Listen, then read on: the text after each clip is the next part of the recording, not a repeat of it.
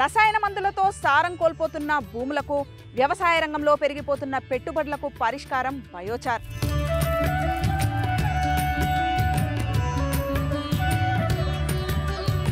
ఈ పత్తి కట్టెతోని బయోచార్ తయారు చేయడం, మళ్ళీ అదే మాకు రీసైకిల్ చేసి ఇవ్వడం అనేది కొద్దిగా ఇంట్రెస్టింగ్ అనిపించింది. ఈ కలుపులాగోళ్ళ పైసలు మిగులుతున్నాయి, మందు పైసలు మిగులుతున్నాయి, పంట ఎక్కువ వస్తుంది, మళ్ళీ మంచి తిండి.